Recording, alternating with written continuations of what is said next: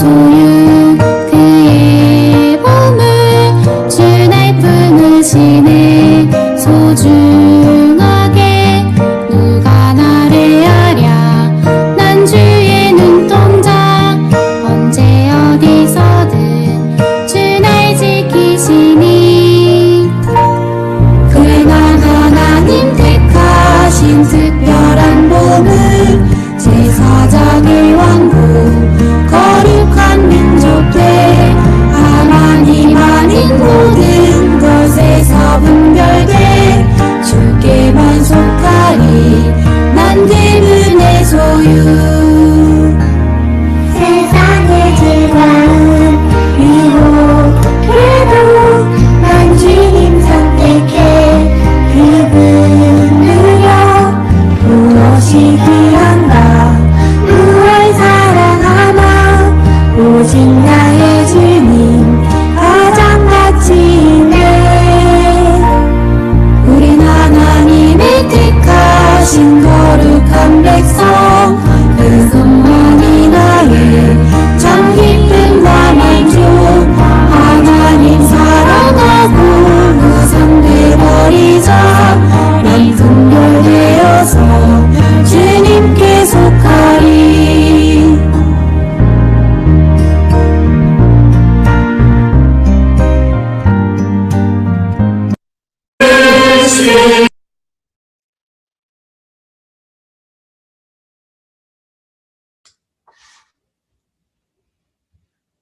안녕하세요. 대전교회에서 교회 생활하고 있는 진선영, 진은송 자매입니다. 대전교회 복음집회에 오신 것을 주님의 이름 안에서 진심으로 환영합니다. 바쁘신 와중에도 이렇게 주말 저녁에 시간을 내어 참석해 주셔서 감사합니다. 아멘. 먼저 첫 번째 순서로 찬송을 한 곡 같이 불러보겠습니다. 지금 이 시간에는 우리를 근심하게 하는 모든 상황과 사건들 그리고 사람들을 잠시 잊어버리고 자유로운 마음으로 찬송이 전하는 메시지에 귀를 기울여 보시기 바랍니다. 함께 따라 불러보셔도 좋을 것 같습니다. 찬송 제목은 속박과 근심 벗으려고입니다.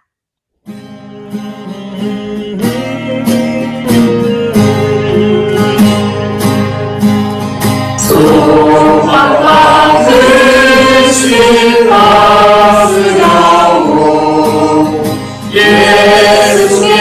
예수께로 나옵니다. 자유와 기쁨이 되시는 주께로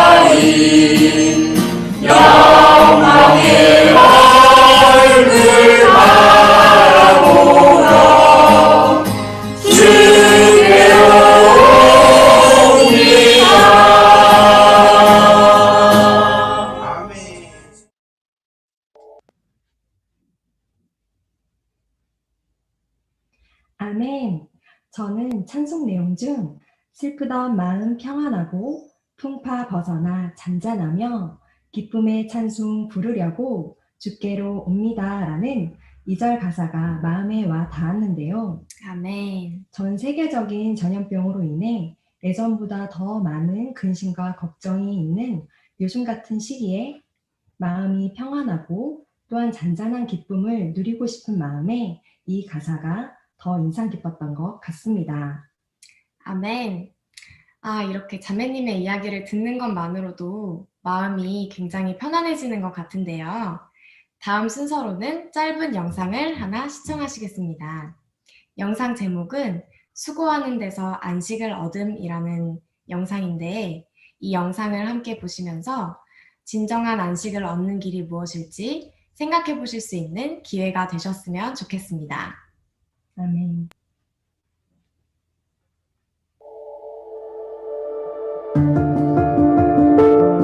구급차에 재촉하는 사이렌 소리를 듣고 신문에서 누군가가 생을 마감했다는 소식을 보고 계속 번복되는 복직 통보를 불평하며 언제 도착할지 모르는 택배로 인해 악담을 퍼붓습니다.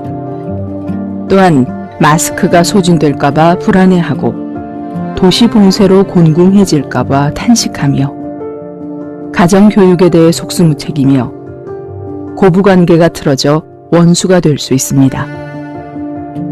돌아다닐 때는 집에 머무는 것을 얼마나 부러워하고 집에 있는 날이 오래되면 또 얼마나 나가기 원하는지, 분주함에서 벗어나면 내면의 공허함이 수면에 드러나 과거에 대해 의심하게 됩니다. 외부와의 접촉을 멈추면 내부의 두려움이 커지고 미래에 대해 걱정하게 됩니다. 아무리 수고해도 공허함을 제할 수 없고 어떤 압력도 두려움과 비교할 수 없습니다. 공허함이 가장 힘든 일이고 두려움이 가장 큰 압력입니다. 억지로 스스로 위안하는 것은 원래의 걱정을 심화할 뿐이고 다른 사람에게 도움을 청하는 것은 빚을 졌다는 압박을 받게 됩니다. 자신이 힘이 없고 누구도 안전하지 않다면 왜 주 예수님에게 와서 안식을 얻지 않습니까? 그분은 수고하고 짐을 진 사람들이여 다 나에게로 오십시오. 내가 여러분에게 안식을 줄 것입니다. 라고 말씀하셨습니다. 아멘. 영상 내용에서처럼 우리 주변에는 우리를 안식하지 못하게 하는 것들이 너무나도 많습니다. 저도 최근에 마음이 너무나 무거운 일이 있었는데요. 우리의 짐을 우리가 지고 있을 필요가 없고 짐을 맡길 수 있는 분이 계시다는 것을 깨닫고 나서 마음이 너무나 편안해졌습니다. 이 땅에서의 생활은 안식이 없는 생활이지만 오늘 저녁 우리에게 참 안식을 주실 수 있으신 분께 마음을 더 열어드릴 수 있는 시간이 되시길 바라겠습니다. 아멘. 다음 순서로는 박건모 형제님께서 하나님의 창조와 구속이라는 주제를 가지고 말씀을 전해주실 텐데요. 과연 우리 주위를 둘러싸고 있는 자연이라고 부르는 이 환경과 특히 만물의 영장이라고 부르는 사람과 이 모든 것들이 어떻게 생겨났으며 또 무엇을 위해 존재하는지에 대해 함께 생각해 볼 수 있는 시간이 되시기를 바라겠습니다. 네.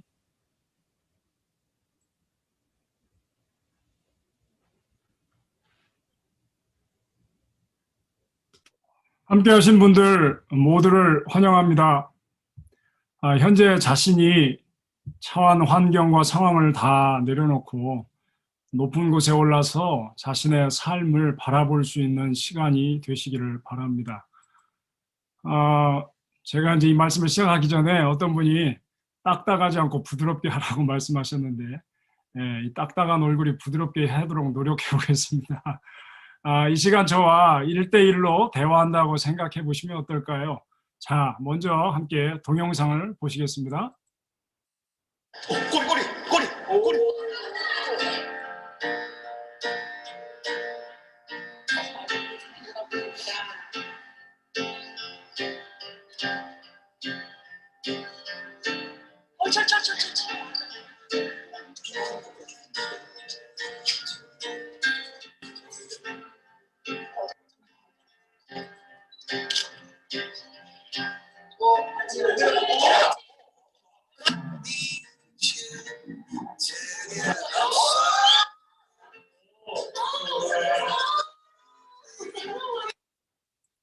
어떠셨나요?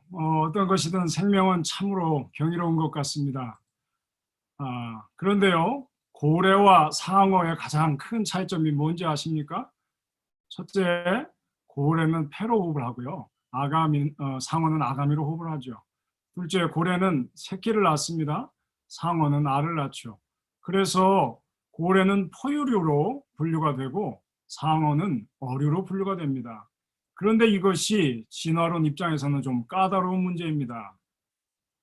보통 진화 과정을 설명할 때 물에서부터 물속 생물들이 진화함에 따라서 육지로 올라오지 않습니까? 따라서 어류인 상어는 어때요? 진화의 시작점과 매우 가깝습니다.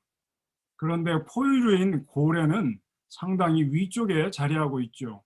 자, 이제부터가 고민거리입니다. 진화론적으로 볼 때 육지로 올라온 고등생물이 다시 물로 돌아가서 고래가 되는 상황을 설명해야 하는 것이죠. 그래서 진화론자들은 이러한 족보를 만들게 됩니다. 원래는 물에서 땅으로, 그렇죠? 올라와야 되는, 진화해야 되는데, 이제 고래는 포유류이다 보니까 땅에서 물로 거꾸로 진화해야 합니다. 그래서 이 그림은 이렇게 설명합니다.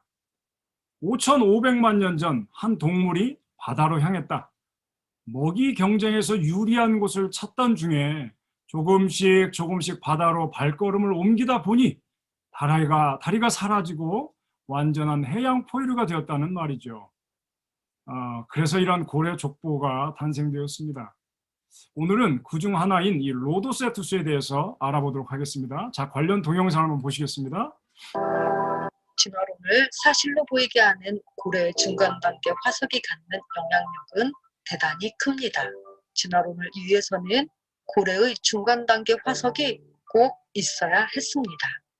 고래 화석을 발굴하는 데 앞장섰던 두 과학자가 있는데요. 필립 깅그리치 박사와 한스 트위슨 박사입니다. 이분들이 가장 확실한 고래의 중간 단계라고 하는 화석을 발굴한 박사님들입니다.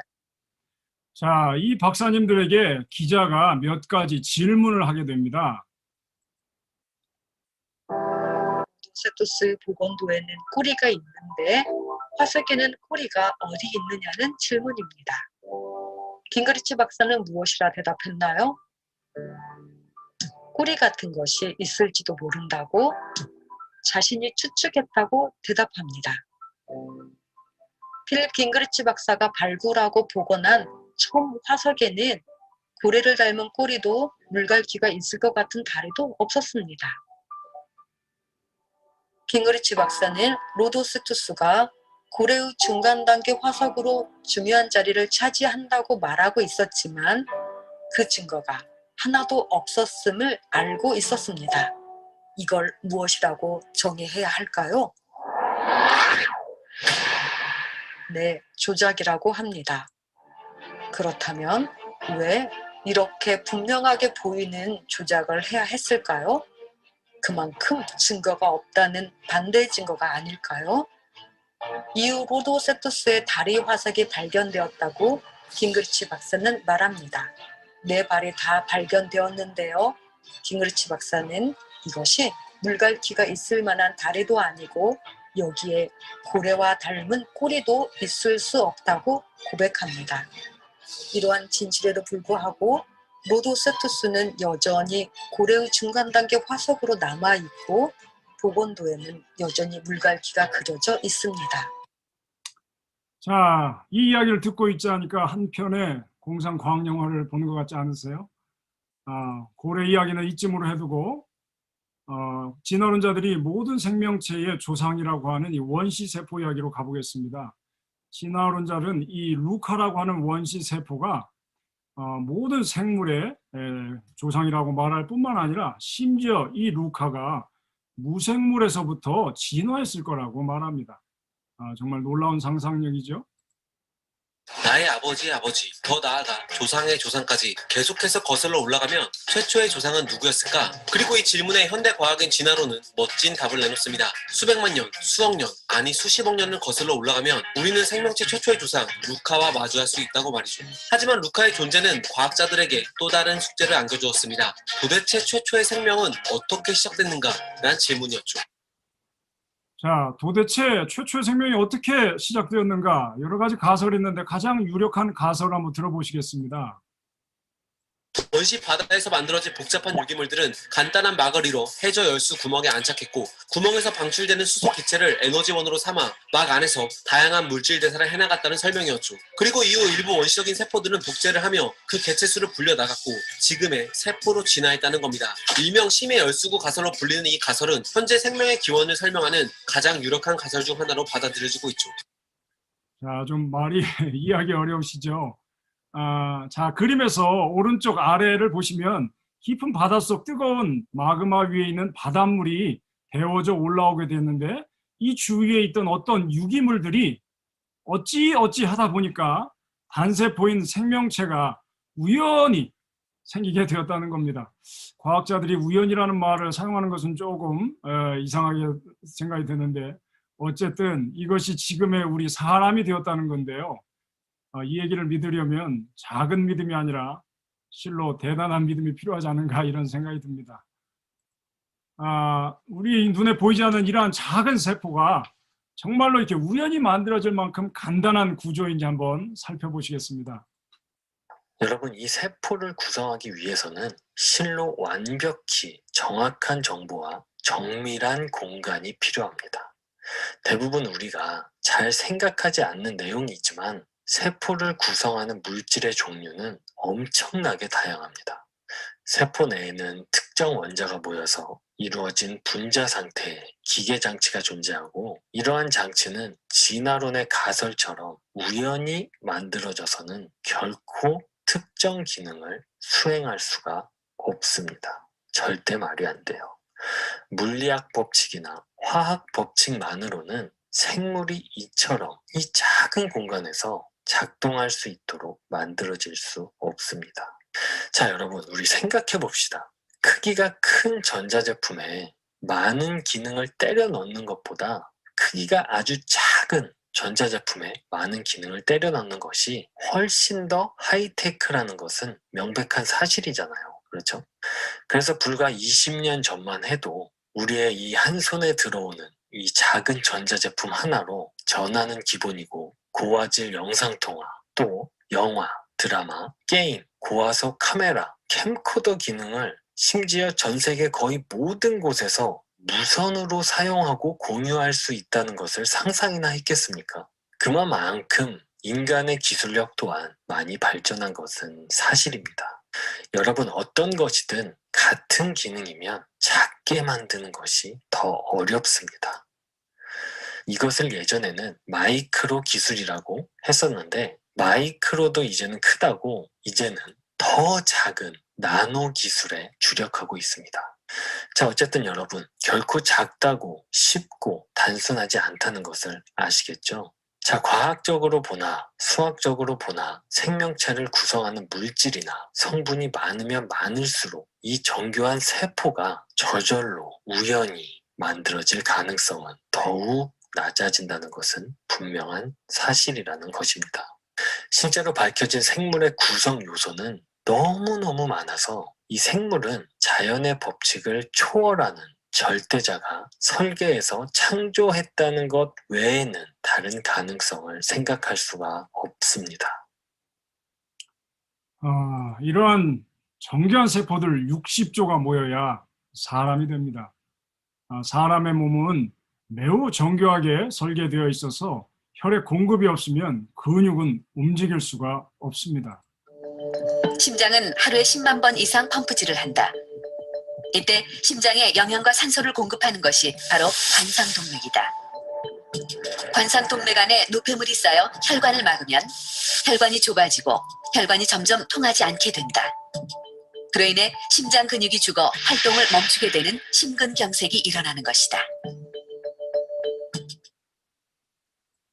사람은 보통 640개의 근육으로 이루어져 있습니다. 얼굴 근육만 해도 이렇게 복잡하고 섬세하게 연결되어 있습니다. 이런 예쁜 보조개가 만들어지는데도 7개의 근육이 필요하다는 거 아세요? 이렇게 놀라운 사람의 몸이 시간이 오래 지나면서 진화된 것이라고 생각하시나요?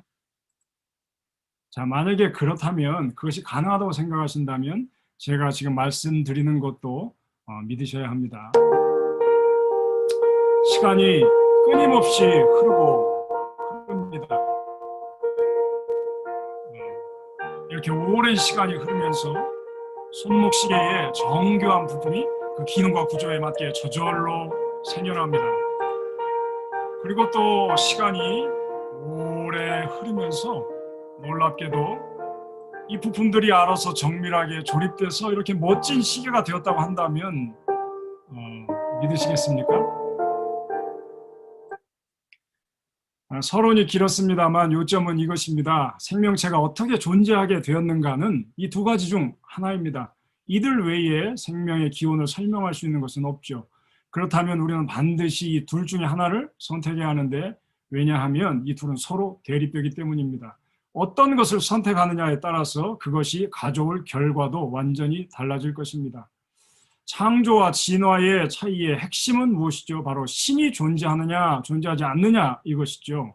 먼저 신이 없다고 생각한다면, 저의 지극히 개인주의적인 입장에서 말씀드린다면 저는 제가 하고 싶은 거 다 하고 살고 싶어요. 굳이 선악의 개념을 따져야 할까요? 어차피 사람이나 개나 소나 돼지나 다 같은 데서 출발한 거 아닙니까? 또 어차피 죽으면 다 끝나는 거 아닌가요? 제가 이순신 장군이 된다 한들, 혹은 히틀러가 된다고 한들, 죽고 나면 저 자신한테 무슨 의미가 있습니까? 자, 이제 반대로 신의 존재를 인정한다면 현재의 삶 외에 죽음 이후의 삶도 고려해야 하고요. 두 번째로 그냥 착하게 살면 되는 것이 아니라 신이 창조한 뜻을 제대로 알아야 합니다. 그렇기 때문에 신의 존재를 믿는 사람이든 믿지 않는 사람이든 여전히 심판이 있다는 것이죠. 그래서 생각하기 싫으시겠지만 어쨌든 우리는 이 둘 중 하나 위에 서 있어야 합니다. 자, 이 두 가지를 간단하게 다시 설명드리면, 창조로는 창조주의 말씀이 진리라는 것이죠. 진화로는 사람의 이성이 진리를 결정한다는 것인데요. 다시 말하면 진화론의 모든 가설들은 사람의 이러한 논리적인 머리를 통해서 생각해낸 것이기 때문이죠. 그리고 이제 제가 말씀드린다면 창조에는 작은 믿음이 필요하지만 진화를 믿으려면 정말 대단한 믿음이 필요한 것 같습니다. 자, 어떤 쪽을 선택하시겠습니까? 저는 창조를 선택했습니다. 자, 그렇다면 많은 종교들 중에서 어떤 신이 세상을 창조했다고 말하는가요? 대표적인 5대 종교는 다음과 같죠. 근데 이제 유대교와 기독교는 아시는 것처럼 구약 성경을 경전으로 하고 있습니다. 이슬람교의 코란은 구약 성경을 짜깁기 한 것이죠. 따라서 유대교와 기독교와 이슬람교는 같은 신을 섬긴다고 할 수 있습니다. 불교는 어떻습니까? 이것은 수행을 강조하는 종교죠. 그러나 석가모니가 태어나기 전에 이미 신은 존재했습니다.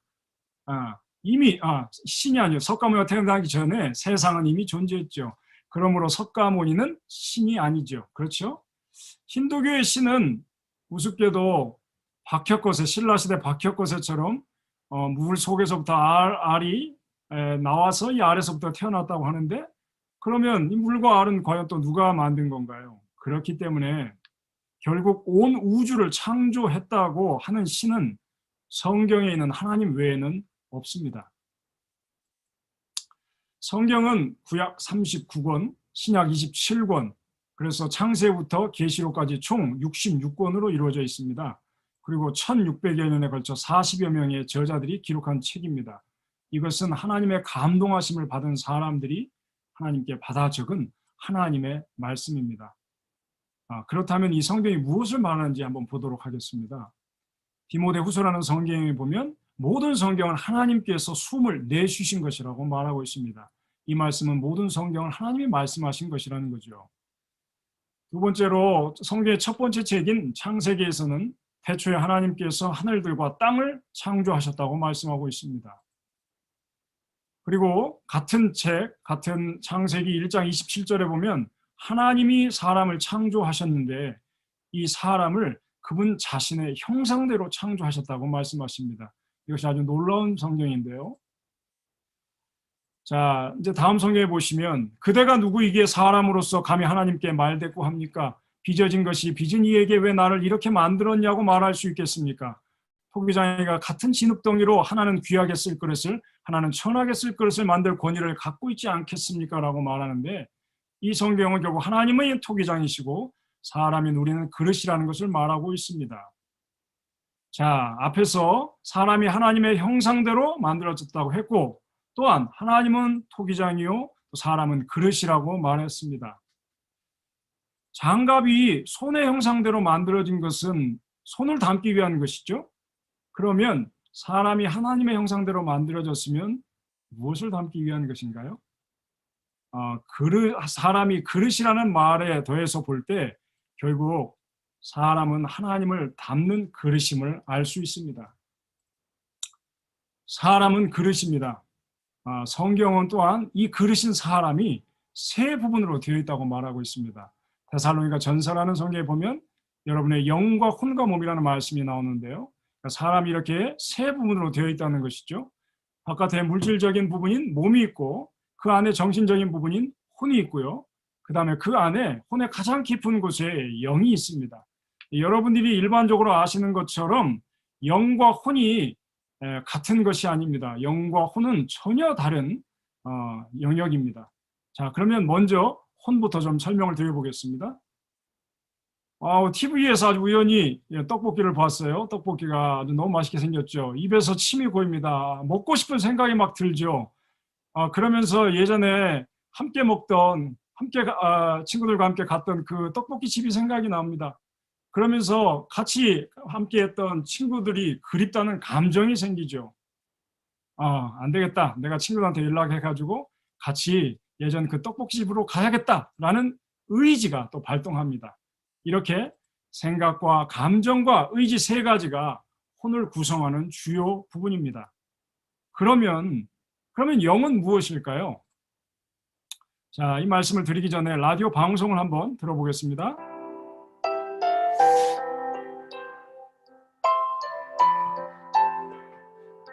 전에 구하던 헛된 허영과 자랑은 안개처럼 사라졌습니다.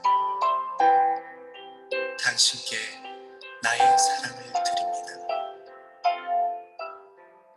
온전히 아름다운 당신께. 이제 당신께 고백합니다. 주님을 사랑합니다.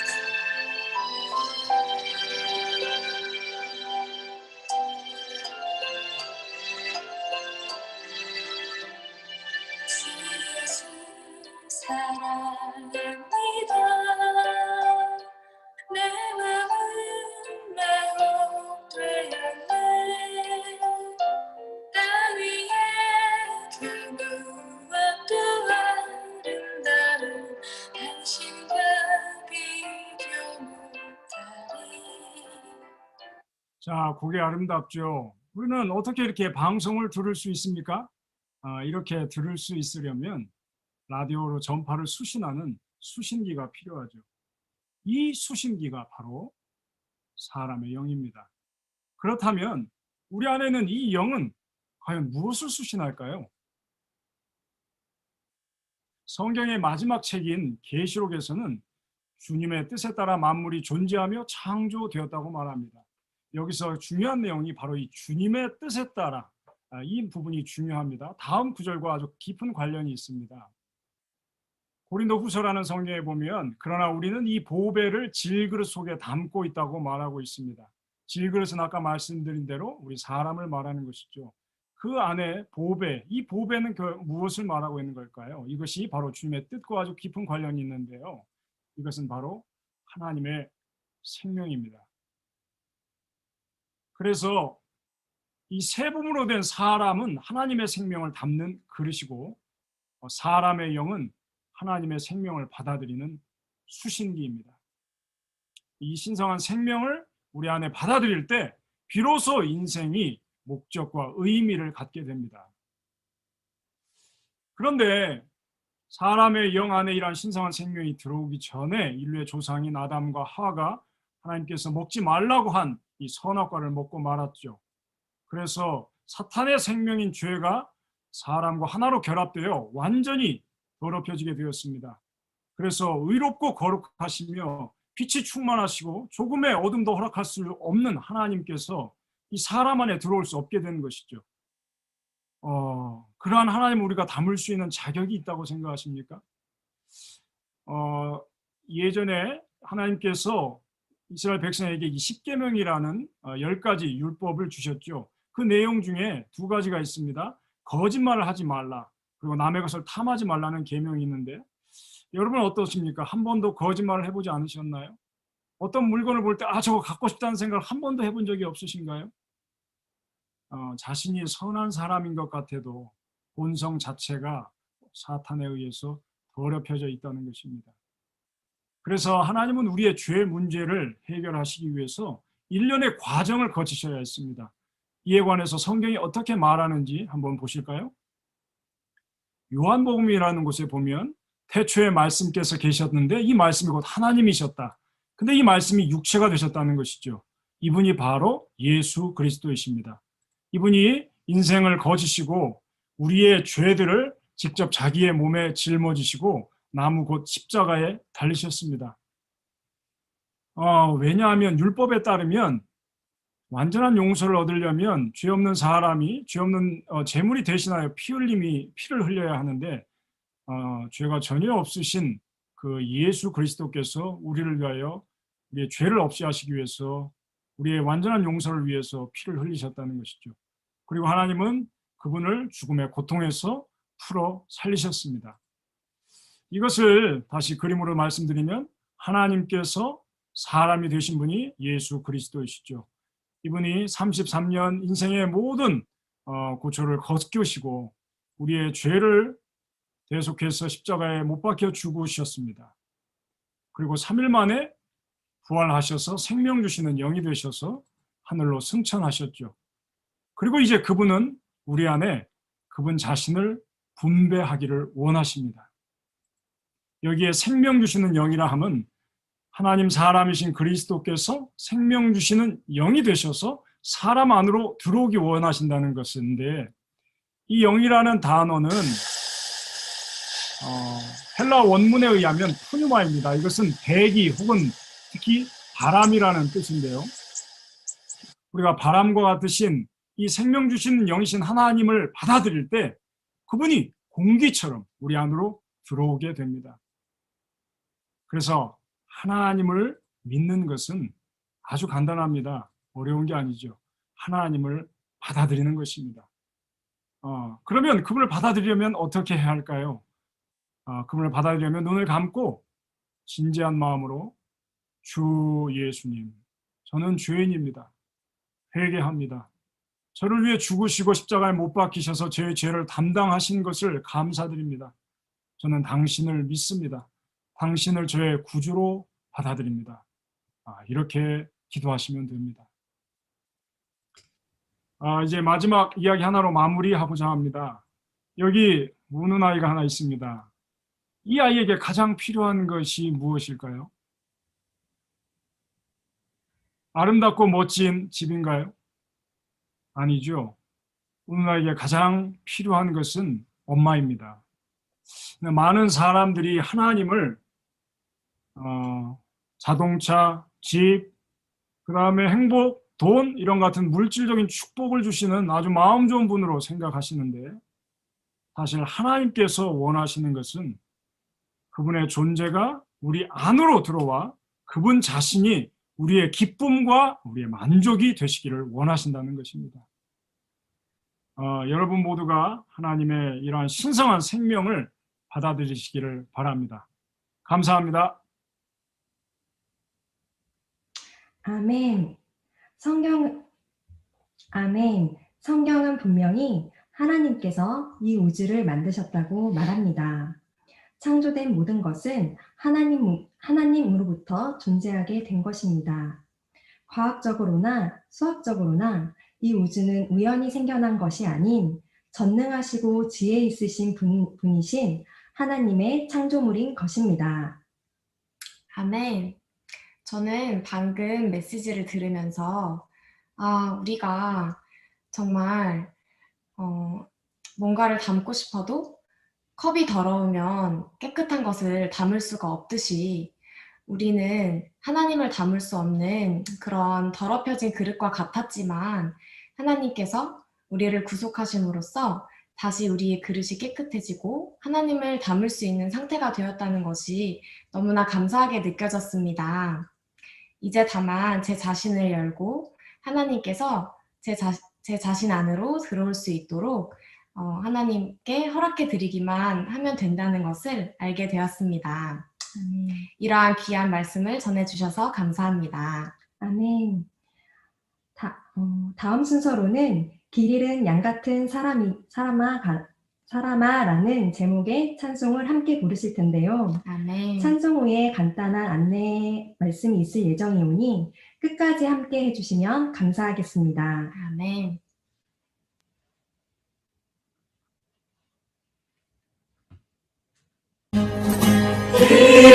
양 같은 사랑아 모든 것 저주오잖아 백마리 양 중에 이른 널 찾고 계시다 찾고 계시다 찾고 계시다 백마리 양 중에 이른 널 찾고 계시다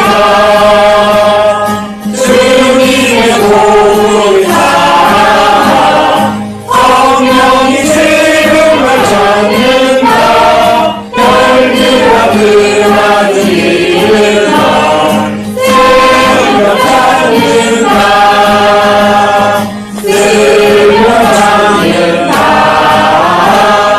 쓰며 찾는다 열기가 그만 이른 널 쓰며 찾는다 내게는 안식이 있는가 보라와 기쁨을 누리라 아버지가 위하인 아들 내가 아닌가 내가 아닌가 내가 아닌가 아버지가 위하인 아들 내가 아닌가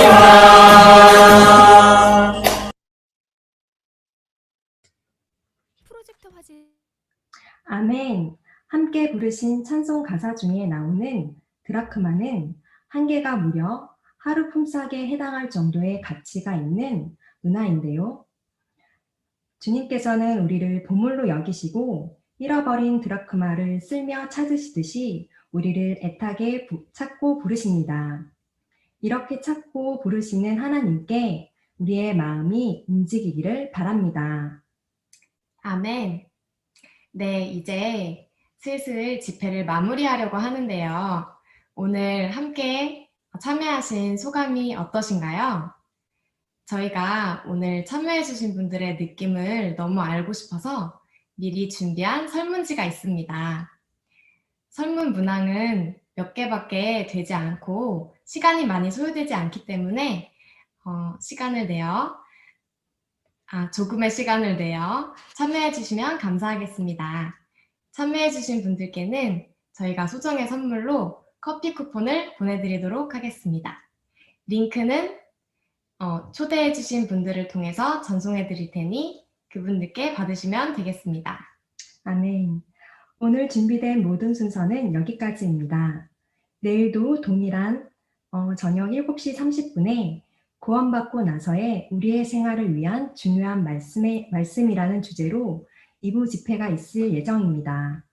2부 집회에도 참석하셔서 말씀에 대해서 더욱 깊이 알고 은혜를 얻으시기를 바랍니다. 아멘. 그러면 오늘 집회를 모두 마치도록 하겠습니다. 주님의 이름 안에서 평안과 안식이 마음속 깊은 곳에 있으시기를 바랍니다. 귀한 시간 내주셔서 감사합니다.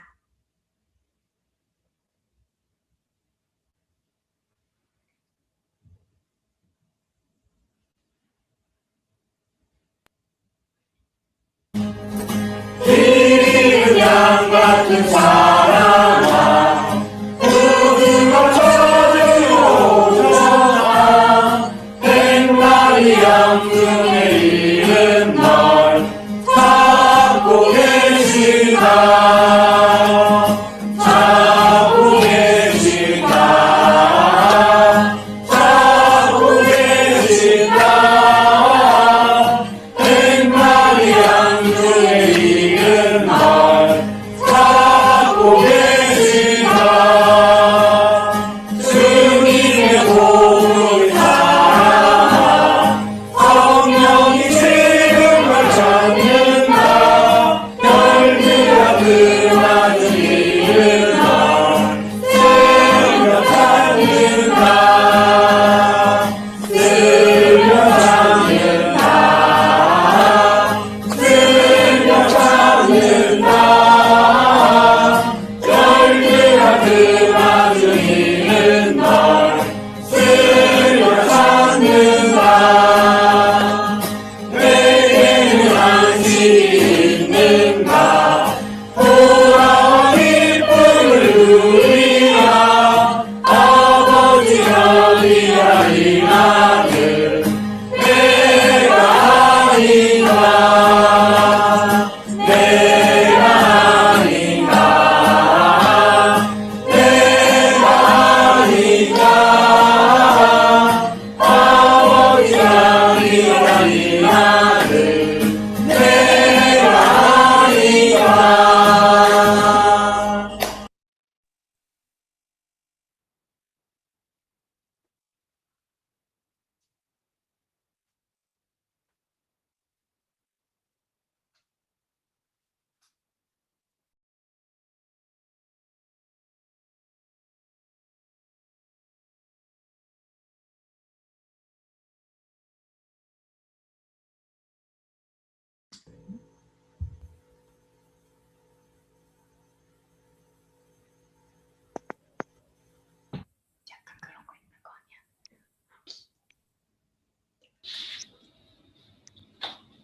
아멘. 집회를 마치겠습니다.